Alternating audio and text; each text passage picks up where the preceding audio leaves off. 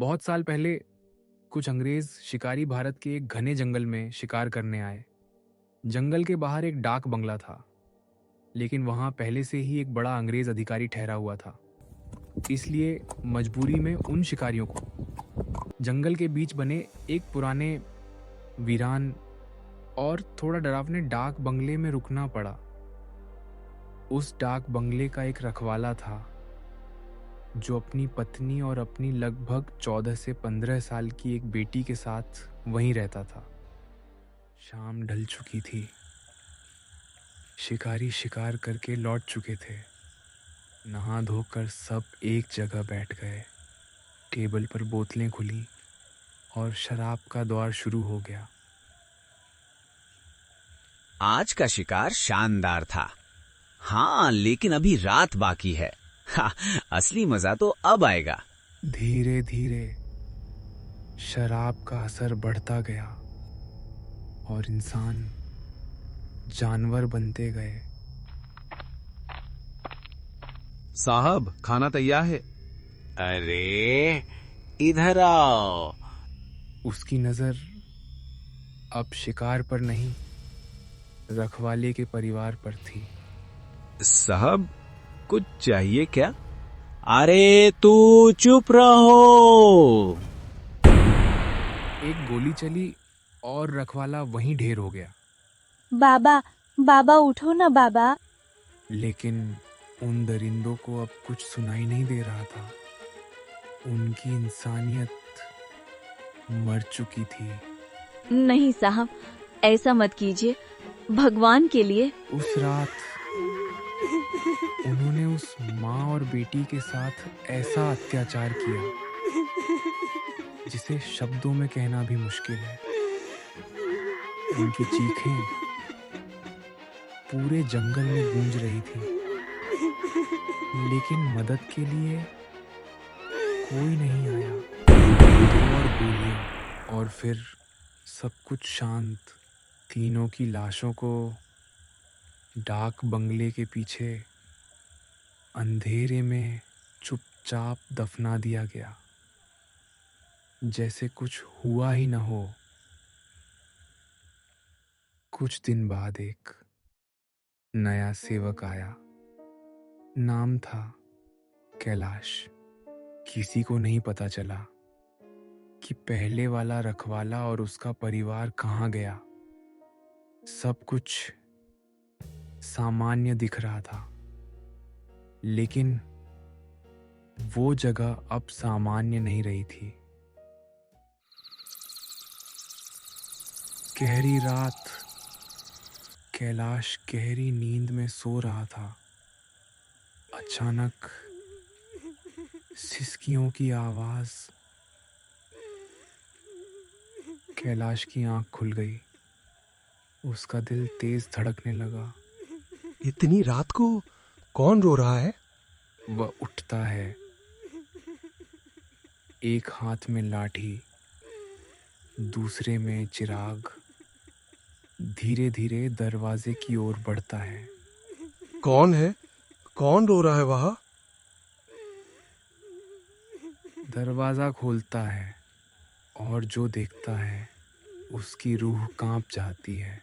दरवाजे पर एक किशोरी बैठी थी, आंखों में आंसू और सिर झुका हुआ। अरे बेटी, क्यों रो रही हो? अंदर आओ। वह लड़की धीरे धीरे उठती है और अंदर आ जाती है।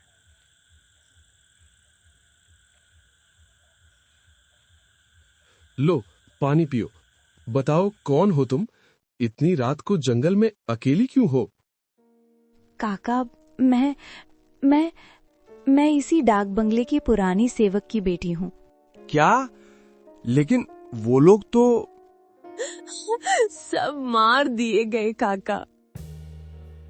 कुछ अंग्रेज शिकारी आए थे, उन्होंने मेरे बाबा को गोली मार दी और फिर क्या हुआ बेटी?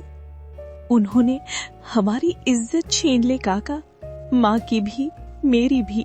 कैलाश का दिल एकदम से बैठ गया। फिर उन्होंने हमें भी गोली मार दी और पीछे जमीन में दफना दिया। कैलाश कुछ सेकंड तक चुप रहा। अगर तुम मर चुकी हो तो मेरे सामने कैसे?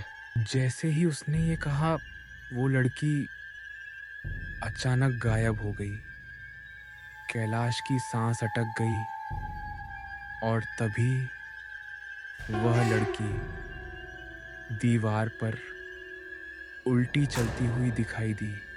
उसकी आंखें अब आंसू से नहीं, खून जैसे लाल चमक रही थी। हे भगवान, बचा ले मुझे। वह अचानक फिर उसके सामने आ बैठी। काका डरिए मत, मैं आपका कुछ नहीं बिगाड़ूंगी। कैलाश पसीने से भीग चुका था, लेकिन धीरे धीरे उसका डर थोड़ा कम हुआ। तुम चाहती क्या हो बेटी? काका, मुझे इंसाफ चाहिए। मैं तुम्हारे लिए कोर्ट जाऊंगा, उन अंग्रेजों को सजा दिलवाऊंगा। नहीं काका, आपको कुछ नहीं करना। तो फिर क्या करना है? बदला मैं खुद लूंगी। उसकी आवाज में ऐसा जहर था कि कैलाश के रोंगटे खड़े हो गए। बस आप मेरी थोड़ी सी मदद कर दीजिए। क्या करना होगा मुझे? चलिए, मैं आपको दिखाती हूँ।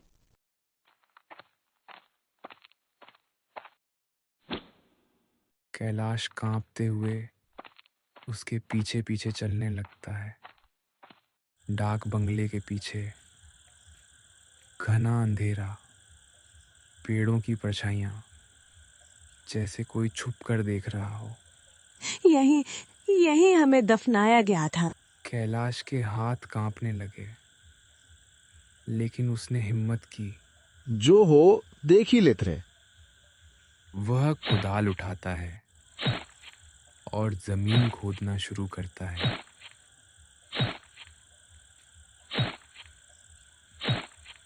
कुछ सख्त चीज से कुदाल टकराई। कैलाश धीरे धीरे मिट्टी हटाता है और अस्थियां दिखाई देने लगती हैं। एक नहीं, दो नहीं, तीन तीन कंकाल। हे भगवान! लड़की चुपचाप खड़ी देख रही थी। उसकी आंखों से आंसू बह रहे थे। ये मेरे बाबा, ये मेरी माँ और ये मैं हूँ। कैलाश का दिल भर आया। मैं वादा करता हूँ बेटी, तुम्हें इंसाफ दिलाऊंगा। नहीं काका, मैंने कहा ना, बदला मैं खुद लूंगी। लेकिन कैसे? वो मैं सोच चुकी हूँ। सुबह होते ही कैलाश ने वही किया जो लड़की ने कहा था। अब यहाँ रहना ठीक नहीं। उसने बीमारी का बहाना बनाया और नौकरी छोड़ दी। लेकिन उसने अपना वादा निभाया। वह अस्थियां लेकर गया और लड़की के माता पिता का अंतिम संस्कार किया, पूजा पाठ करवाया। हे भगवान, इनकी आत्मा को शांति देना। और उन दोनों की आत्मा को मुक्ति मिल गई। अगर मेरी भी मुक्ति हो गई तो मैं बदला नहीं ले पाऊंगी। लड़की ने मना किया था। उसने लड़की की अस्थियां न तो जलाई और न ही कोई पूजा करवाई। अब वो लड़की हमेशा के लिए उस डाक बंगले से बंध गई। समय बीतता गया, लेकिन उस डाक बंगले की कहानी धीरे धीरे फैलने लगी। कभी कोई नया सेवक आता। मत जाओ वहां, वो जगह ठीक नहीं है। क्यों? क्या हुआ है वहां? वहां कोई रोता है और जो रुकता है वो सुबह नहीं देखता। लेकिन शिकारियों का आना बंद नहीं हुआ। वे आते और खुद ही व्यवस्था करते। पर अब जो वहां रुकता वो वापस नहीं जाता। कभी वो लड़की सुंदर रूप लेकर आती साहब, रास्ता भटक गए जा। और जब शिकारी उसके जाल में फंस जाता, रात होते ही उसका असली रूप सामने आता। पहचाना? फिर वो उन्हें मार डालती। एक एक करके सभी अंग्रेज शिकारी उसका शिकार बनते गए। लाशें मिलती थीं, लेकिन ये किसने किया होगा? कोई जानवर भी ऐसा नहीं कर सकता। और सच किसी को पता नहीं चला। धीरे धीरे वो डाक बंगला खंडहर बन गया। अब वहां कोई नहीं ठहरता था। वो लड़की अब एक युवती बन चुकी थी, लेकिन अभी भी वो तीनों हत्यारा जिंदा है। वो अब भी अपने हथियारों का इंतजार कर रही थी। दिन में लोग उस रास्ते से गुजरते। तुमने सुना? यहाँ कोई रोता है। हाँ, पर दिखता किसी को नहीं। वो थी वही लड़की जो अब एक युवती बन चुकी थी। उसकी सिसकियां अब भी हवा में तैरती थीं। एक रात जंगल के अंदर वो युवती भूतनी अकेली नहीं थी। वह मिली 2 और आत्माओं से, एक युवा आदिवासी लड़का और एक युवा आदिवासी लड़की। तुम दोनों कौन हो? हम भी तुम्हारी तरह शिकार बने थे। अंग्रेजों ने हमें भी मार डाला। तीनों की आंखों में एक ही दर्द था, एक ही आग। तो फिर क्या तुम बदला लेना चाहते हो? हाँ। और यहीं से शुरू हुआ एक ऐसा खेल जिसका अंत सिर्फ मौत था। तीनों आत्माएं अब जंगल छोड़कर शहर की ओर निकल पड़ी। दिन रात गली गली वे अपने हथियारों को ढूंढते रहे। कुछ ही दिनों में ये वही है? उसने अपने हथियारों को पहचान लिया था। एक शाम वो एक खूबसूरत युवती बनकर एक अंग्रेज शिकारी के घर पहुंची। दरवाजा खुलता है। ओह, कौन हो तुम? रास्ता भटक गई हूँ, मदद चाहिए।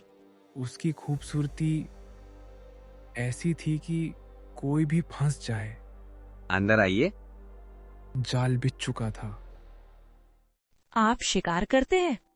हाँ, बहुत अच्छा शिकारी हो। तो एक दिन साथ चले? क्यों नहीं, मैं अपने दोस्तों को भी बुला लूंगा। वही दोस्त जिन्होंने उस रात सब कुछ किया था। मेरी भी एक सहेली है, वो भी चलेगी। अब शिकार खुद जाल में आ चुका था। सुबह सब जंगल की ओर निकल पड़े।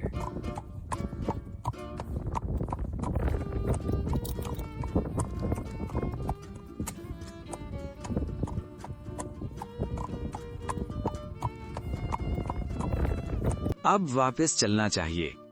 क्यों? आज रात यहीं रुकते हैं। पर रुके नहीं कहाँ? मेरे एक आदिवासी मित्र की कुटिया है। जंगल के बीच एक मड़ई तैयार थी, लेकिन अंदर सब कुछ एक महल जैसा था। ये कैसे संभव है?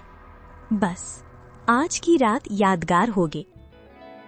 रात, शराब, हंसी, संगीत,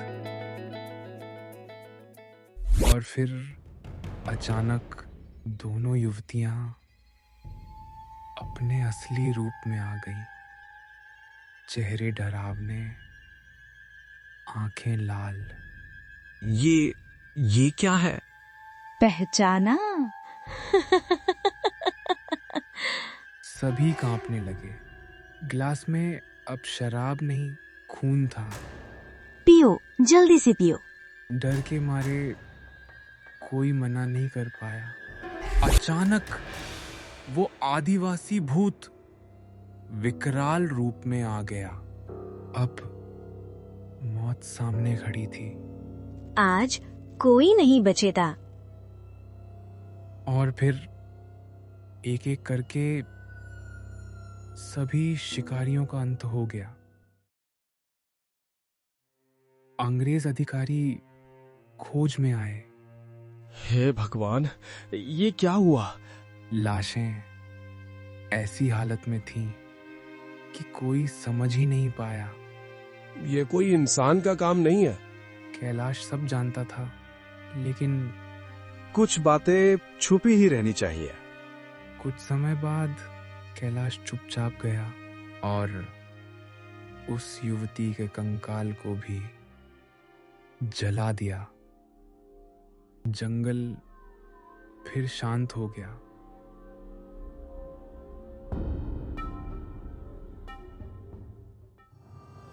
तो दोस्तों, ये कहानी भले ही काल्पनिक लगे, लेकिन जो लोग अपनी ताकत का गलत इस्तेमाल करते हैं उन्हें कभी ना कभी उनके कर्मों की सजा जरूर मिलता है। अगर आपको ये वीडियो अच्छी लगी हो तो लाइक एंड सब्सक्राइब कर दे।